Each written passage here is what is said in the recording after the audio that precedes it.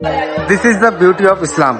আপনারা দেখতেই পাচ্ছেন এখানে যে সমাগমটা হয়ে আছে, এরা মানে ম্যাক্সিমাম মানুষ বাড়িতে হয়তো একটা ইটও সরাই না, আর আজকে এসে এখানে কাঁধে কাঁধ মিলিয়ে সকলে, কে বাথরুমের কাজে লিপ্ত হয়ে আছে, কে মাটি কাটা, কে মানে কে আপনার মানে ঘাস কাটছে, মানে বলবো ইত্যাদি ধরনের, যেটা হয়তো জীবনে সে কোনোদিন করেনি, কিন্তু আজকে এখানে আপনাদের দেখাতেই পাচ্ছি এখানে তারা খুশি মনে নিজের স্ব ইচ্ছায় নিজেকে এখানে মানে এনেছে যে এখানে এইসব কাজ করবে বলে। আপনি এটা মানে এটাই হচ্ছে আমাদের ইসলামে, যে কোনো ওপর নিচে বলে কোনো ব্যাপার নেই।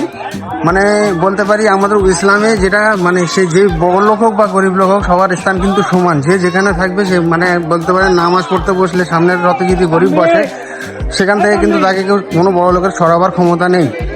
তো এটাই এখানে আজকে তার এটা প্রমাণ দিচ্ছি আমি, যে এখানে মানে ম্যাক্সিমাম মানুষ কাজ করেছে, এখানে গরিব লোক বড় লোক সব রকমই আছে, কিন্তু এখানে সেরকম কিছু ব্যাপারই নেই। এখানে যে কাজটা পাচ্ছে, কেউ বাথরুমের কাজও করতে দ্বিধাবোধ করছে না, আর কেউ মাটি কাটতেও দ্বিধাবোধ করছে না। এটাই হচ্ছে আমাদের ইসলামের সৌন্দর্য, আমাদের ইসলামে যে সবাই সমান, এটাই হচ্ছে তার প্রমাণ।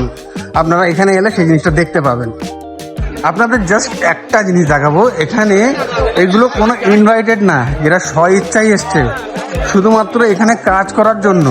মানে ভাবতে পারছেন জিনিসটা, যে এখানে শুধু কাজ করার জন্য এই যে ভিড়টা এসছে, সেখানে ছোট থেকে বড় বয়স্ক সকলেই কাঁধে কাঁধ মিলিয়েছে, খাটাখাটনি করছে। এই সত্যি কথা, এইটা দেখার পরে একটা জিনিস আমি বলতে বাধ্য হচ্ছি, যে আমি গর্বিত যে আমি ইসলাম ধর্মে মানে জন্মগ্রহণ করেছি।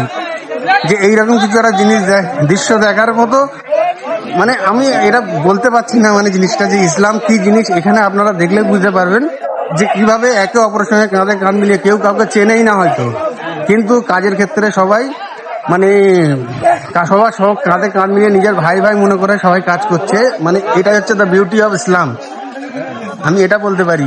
দ্য বিউটি অফ ইসলাম যদি দেখতে হয় তো আপনারা অবশ্যই আসুন, এখানে এসে দেখে যান যে এখানে কিভাবে আমরা একে অপরের সঙ্গে কাঁধে কাঁধ মিলিয়ে সব কাজটাকে আগে বাড়াবার চেষ্টা করছি।